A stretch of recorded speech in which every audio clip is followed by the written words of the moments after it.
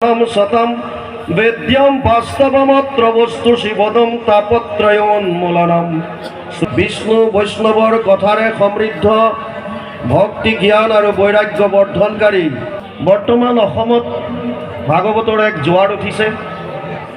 চাৰিওফালে ভাগৱতৰ চৰ্চা হৈছে। আলোচক বা ব্যাখ্যাকাৰ বুলি আপোনালোকে কয়, আমাৰ দৰে নিমন্ত্ৰণ দিয়ে। আমি হয়তো ভাগৱতৰ তত্ত্বসমূহ শ্ৰোতাৰ হৃদয় স্পৰ্শ কৰি সুমুৱাই দিয়াত বিফল হৈছোঁ। ভগৱান কৃষ্ণ যদি ভাগৱতত বাংময় ৰূপে আছে, গুৰুজনা যদি কীৰ্তন দশমৰ পাতত বাংময় ৰূপে আছে, আৰু মহাপুৰুষ মাধৱদেৱ যদি ঘোষা ৰত্নাৱলীত বাংময় ৰূপে আছে, তস্মাৎ পৰম কিঞ্চিত মন শুদ্ধেন বিদ্যতে। হৰি হৰি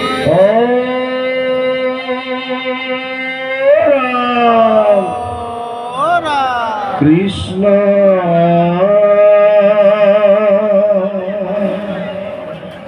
শংকৰ গুৰু হৰি ৰাম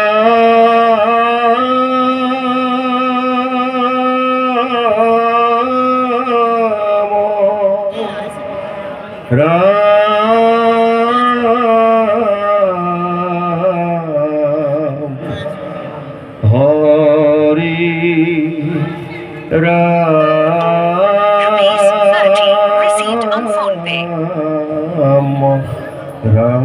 রাম। শ্রীমদ্ ভাগবত।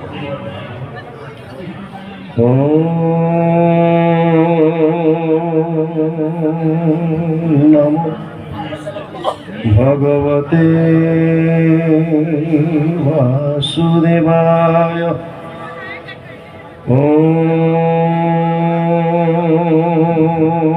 নমো ভগবতে বাসুদেবায়।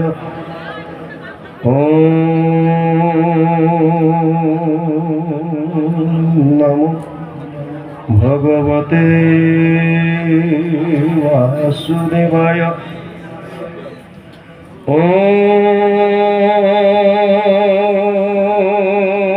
নমো ভগবতে বাসুদেবায়।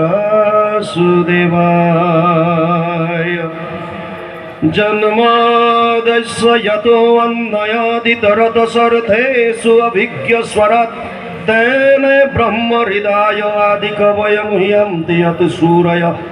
তেজো বারিমৃদং যথা বিনিময়ো যত্র ত্রিসর্গো মৃষা ধাম্না স্বেন সদা নিরস্তকুহকম সত্যম পরম ধীমহি।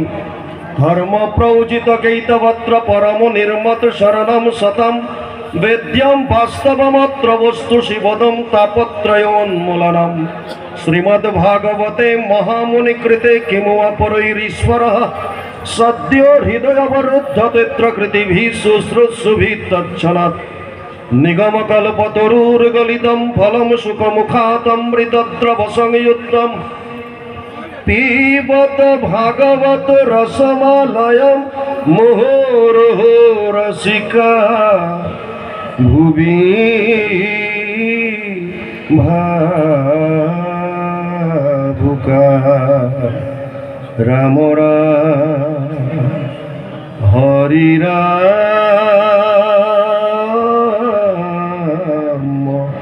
রাম রাম। কৃষ্ণ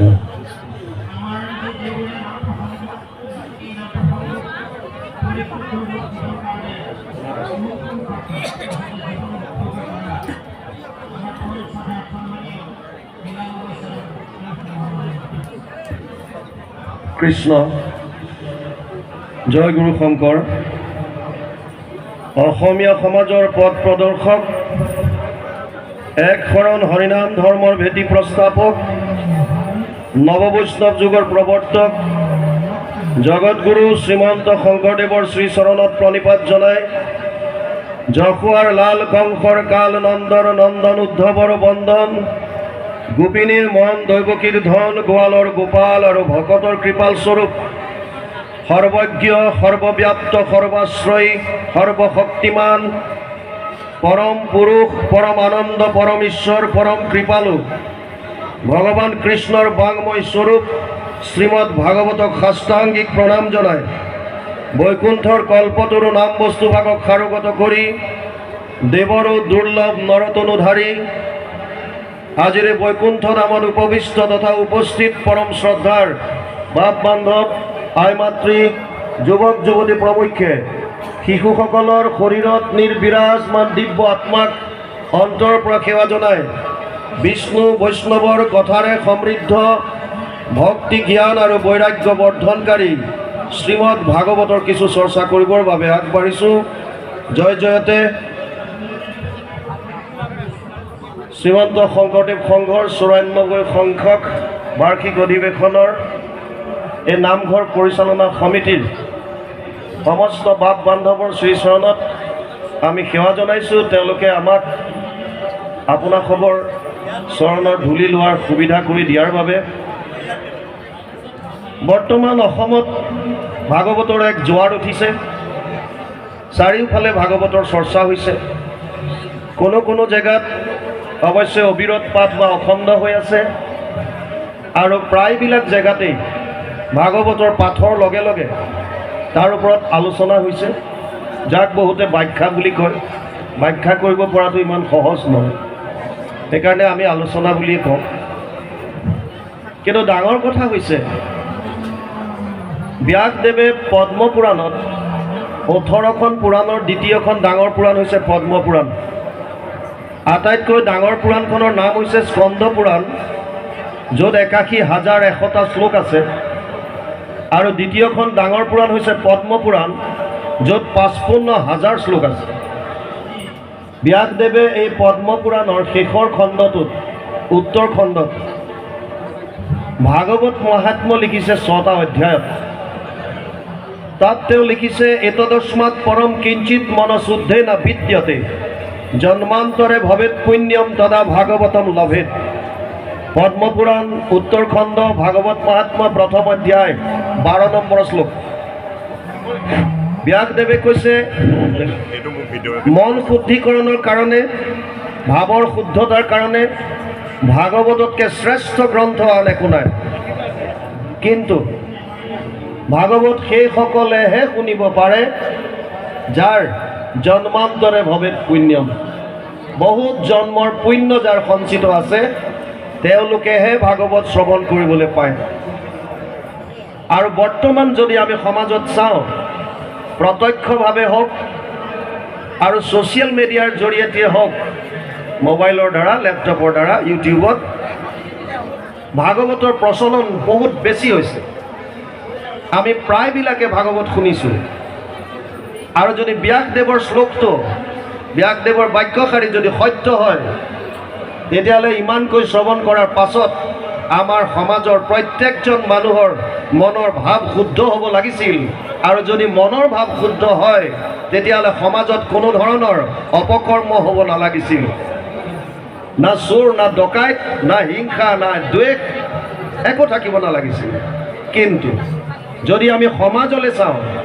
তেতিয়া আমি দেখোঁ যে সমান্তৰালভাৱে চোৰ ডকাইত ধৰ্ষণ লুণ্ঠন হিংসা দ্বেষ আৰু ভাগৱতৰ প্ৰচলন হৈ আছে তাৰমানে ধৰ্মও হৈ আছে এটা লাইনত আৰু কৰ্মত তাৰ প্ৰভাৱ পৰা নাই কি কাৰণ হ'ব পাৰে প্ৰথম কাৰণ হয়তো আমি যেনেকৈ শ্ৰৱণ কৰিব লাগে ভাগৱত হয়তো তেনেকৈ শ্ৰৱণ কৰিব পৰা নাই জাষ্ট অনুষ্ঠানিকতা ৰক্ষা কৰি আমি কিছু সময় ভাগৱত শুনো আৰু অনুষ্ঠান শেষ হোৱাৰ লগে লগে যেনেকৈ গামোচা এখন চচৰাই নি পেলাই ধূলিখিনি জোকাৰি দিয়ে ঠিক তেনেকৈ নামঘৰৰ পৰা ওলোৱাৰ লগে লগে যিখিনি শুনিলোঁ চব আকৌ কৃষ্ণ বাবাই সমস্ত যিসকলে প্ৰসাদ পাইছে তেখেতসকলে বাহিৰলৈ ওলাই দিয়ক আৰু যিসকলে পোৱা নাই তেখেতসকলক ল'বলৈ দিয়ক আপোনালোকে হেতা ওপৰা নকৰিব সকলোৱে এমুঠি এমুঠি প্ৰসাদ পাব সকলোৱে পাব কৃষ্ণ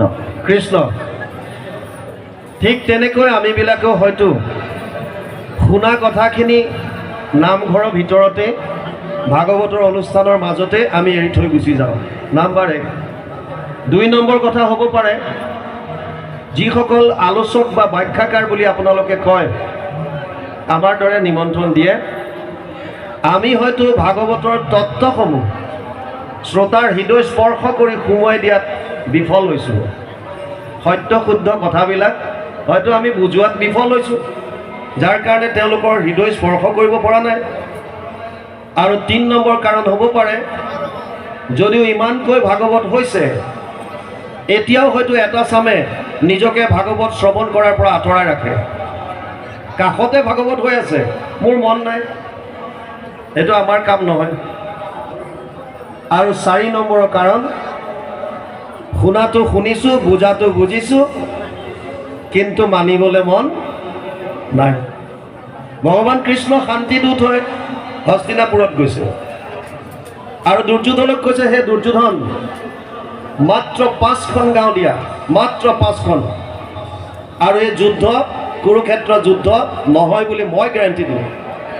পঞ্চপাণ্ডৱক মই বুজাই দিম, 5খন গাঁৱতে তেওঁলোক 5জন পাণ্ডৱ সন্তুষ্ট থাকিব। দুৰ্যোধনে কৈছে 5খন গাঁও, বেজীৰ আগত উঠা মাটিকণো মই বিনা যুদ্ধে নিদিওঁ। ভগৱান কৃষ্ণই সুধিছে, দুৰ্যোধন ধৰ্ম কি জাননে নাই? আৰু দুৰ্যোধনে স্বীকাৰ কৰিছে, গড় পৰে, জানামি ধৰ্মম নাজামে প্ৰবৃত্তি, ধৰ্ম কি জানো মই, মানিবলৈ ইচ্ছা নাই। অধৰ্ম কি জাননে নাই? জানামি অধৰ্মম নাজামে নিবৃত্তি, অধৰ্ম কি তাকো জানো, ওলাই আহিবলৈ ইচ্ছা নাই। আৰু সুবিধা লৈছে, কেনাপি দেৱে না হৃদিষ্ঠিতম যথা নিয়োজয়সি তথা কৰোমি। মহাপুৰুষ মাধৱদেৱে মহাভাৰতৰ এজোকা শ্লোকৰ ঘোষাত অনুবাদ কৰি থলে, ধৰ্মক জানো সময় তথাপি প্ৰবৃত্তি নাই, অধৰ্মত নিবৃত্তি নহয়, হৃদিষ্ঠিত হোৱা তুমি যেন কৰাবা আস্বামী, ঋষিকে কৰিব তেনেয়। জনাত জানো, আমাৰ মানিবলৈ ইচ্ছা নাই। আৰু যদি শুনাটো আমি শুনা যেনেকৈ শুনিব লাগে তেনেকৈ যদি শুনা নাই, তেতিয়া কেনেকৈ শুনিম? গীতাত অৰ্জুনক কৈছে, শ্ৰদ্ধাৱান লব্ধতে জ্ঞানম তৎপৰেশং যতেন্দ্ৰিয় জ্ঞানম লব্ধা পৰম শান্তিম অচিৰেণ অধিগচ্ছতি। 4ৰ্থ অধ্যায় 39 নম্বৰ শ্লোক গীতা। হে অৰ্জুন, যিজন শ্ৰদ্ধাৱান তেওঁহে জ্ঞান লাভ কৰিব পাৰিব। এটা ক্লাছত একেলগে বহুত ছাত্ৰ ছাত্ৰীয়ে ক্লাছ কৰে, এটা বিষয় একেজন শিক্ষকে এবছৰ ধৰি পঢ়ায়, তাৰ ভিতৰত মুষ্টিমেয় কেইজন মানে হয়তো 90ৰ ওপৰত পাব পাৰে, কিছুমান ফেইল হয়। কিয়? শ্ৰদ্ধা। আৰু শ্ৰদ্ধা কেতিয়া আহিব? যেতিয়া আপুনি বিষয়টোৰ মাহাত্ম্য জানিব। মাহাত্ম্য জানিব লাগিব। ভাগৱতত এনেকুৱা কি আছে? ব্যাসদেৱে পদ্মপুৰাণ উত্তৰখণ্ডত লিখিছে, যত্ৰ যত্ৰ ভাগৱতী বৰ্ত ভক্তি আদিকাম ব্ৰজেত কথা শব্দম সমকৰ্ণম তত্ৰিকম তৰুণয়ে। পদ্মপুৰাণ উত্তৰখণ্ড ভাগৱত মহাত্ম্য 3য় অধ্যায় 9 নম্বৰ শ্লোক। য'ত য'ত ভাগৱতৰ কথা হয়, য'ত য'ত, তালৈ 3টা বস্তুৰ আগমন ঘটে, ভক্তি, জ্ঞান আৰু বৈৰাগ্য। আপোনালোকে যিমান ভাগৱত শুনে, য'তেই নুশুনক কিয়, হৃদয়ত 3টা বস্তুৱে থিতাপি লয়, ভক্তি, জ্ঞান আৰু বৈৰাগ্য। যিমান ভাগৱতৰ কথা শুনিব, কথা শব্দম সমকৰ্ণম তত্ৰিকম তৰুণয়ে, 3টা বস্তু তৰুণ হৈ গৈ থাকে, যুৱক হৈ গৈ থাকে। ভাগৱতৰ অনুষ্ঠানত থাকোঁতে আপোনালোকৰ ভক্তি বস্তু বাঢ়িব, জ্ঞান বৃদ্ধি হ'ব, ভোগবাদৰ প্ৰতি বৈৰাগ্য ভাৱ আহিব, ইয়াত কোনো সন্দেহ নাই। কিন্তু ইয়াৰ পৰা ওলাই যোৱাৰ পাছত কোনে কিমান সময়লৈকে ভক্তি বস্তু হৃদয়ত ধাৰণ কৰি ৰাখিব পাৰে, এয়া আপোনালোকৰ সুকীয়া সুকীয়া কথা। ব্যাসদেৱে কৈছে, কথা ভাগৱতস্যাপি নিত্যম ভৱতি ইয়াতে গৃহে তৎগৃহম তীৰ্থ ৰূপম হি বাসতম পাপনাশনম। পদ্মপুৰাণ উত্তৰখণ্ড ভাগৱত মহাত্ম্য 3য় অধ্যায় 29 নম্বৰ শ্লোক। ভাগৱতৰ কথা যিখন ঘৰত সদায় হয়, আমি এনেকৈ অনুষ্ঠানত আজি বাৰ্ষিক অধিৱেশন হিচাপে 4 দিন ধৰক পাঠ হ'ল, আমি শুনিলোঁ খন্তেক সময়। গাঁৱত বাৰ্ষিকভাৱে কোনোবাই পাতিলে আমি শুনিলোঁ 2 ঘণ্টা 3 ঘণ্টা, এদিন 2 দিন, 365 দিনৰ এটা দিন বা 2টা দিন ভাগৱত শুনি আমি কি কৰিম? শ্ৰীমদ ভাগৱত অৰ্ণৱম মহাসাগৰ। সদায় শুনিবলৈ কৈছে, সদায়। আমি পুৱা গধূলি যেতিয়া গুৰু সেৱা কৰোঁ, অভ্যাস কৰক, অকণমানো যাতে পাঠ কৰে সদায়। শ্লোকাৰ্ধম শ্লোকপদম শ্ৰীমদ ভাগৱত উদ্ভৱম, অকণমান পঢ়ক, বুজি লওক তত্ত্বটো কি কৈছে, ইয়াৰ পৰা মই কি পাম আৰু ইয়াৰ পৰা মই কি আচৰণত আনিম। অকল জানি থৈ কি হ'ব? মই বহুত জানিলোঁ যেনিবা, যদি মই এটাও নামানো তাৰ লাভ কি হ'ব? সদায় পঢ়িবলৈ কৈছে। যিখন ঘৰত সদায় ভাগৱতৰ চৰ্চা হয় সেই ঘৰখন তীৰ্থলৈ ৰূপান্তৰিত হয়। আপুনি তীৰ্থক্ষেত্ৰত গৈ স্নান কৰিবলৈ যোৱাৰ প্ৰয়োজন নাই। শ্ৰীমদ ভাগৱত মহাসাগৰ, ইয়াতকৈ আৰু ডাঙৰ তীৰ্থ আপুনি ক'তো নাপায়। ইয়াৰ মাজত স্নান কৰিবলৈ শিকিবলৈ কৈছে, ভাগৱতৰ মাজত। আৰু তেতিয়া আমাৰ গৃহত যদি কিবা কাৰণত কিবা পাপ হৈছিল, জানি বা অজানিতে, সমস্ত পাপৰ পৰা আমি পৰিত্ৰাণ পাব পাৰিম। ভাগৱতৰ মাহাত্ম্য আৰু শুনক। ভাগৱতক কৈছে বাংময় মূৰ্তি, তেনেম বাংময় মূৰ্তি প্ৰত্যক্ষ বৰ্ততে হৰি, সেৱাত শ্ৰৱণাত পঠত দৰ্শনাত পাপনাশিনী। পদ্মপুৰাণ উত্তৰখণ্ড ভাগৱত মাহাত্ম্য ৩য় অধ্যায় ৬২ নম্বৰ শ্লোক। তাত কৈছে, ব্যাসদেৱে লিখিছে, ভাগৱত ভগৱান কৃষ্ণৰ বাংময় স্বৰূপ। ইয়াত শব্দ আকাৰে, বাণী আকাৰে প্ৰভু ভগৱান বিৰাজমান হৈ আছে। যদি ভাগৱতক কোনোবাই এটা সেৱা কৰে, সেৱাৰ দ্বাৰা, যদি শ্ৰৱণ কৰে, শ্ৰৱণৰ দ্বাৰা, পাঠ যদি কৰে, পাঠৰ দ্বাৰা, আৰু নহ'লে কৈছে কেৱল যদি দৰ্শন মাত্ৰ কৰে। ভাগৱতৰ কিহৰ কাৰণে ভ্ৰমণ কৰা? শোভাযাত্ৰা যে হয় কিয়? যিসকল অসুস্থ অনুষ্ঠানলৈ আহিব পৰা নাই, তেওঁলোকৰ ঘৰৰ চোতালৰ আগেদি যেতিয়া ভাগৱত ভাগ ভ্ৰমণ কৰাই লৈ যাব, তেওঁলোকে যদি নিজৰ চোতালৰ পৰাও শ্ৰদ্ধা সহকাৰে যদি সেৱা এটা কৰে, যদি দৰ্শন মাত্ৰ পায়, ব্যাসদেৱে কৈছে তেতিয়াও তেওঁৰ সমস্ত পাপ নাশ হ'ব। ভাগৱতৰ এনেকুৱা মাহাত্ম্য।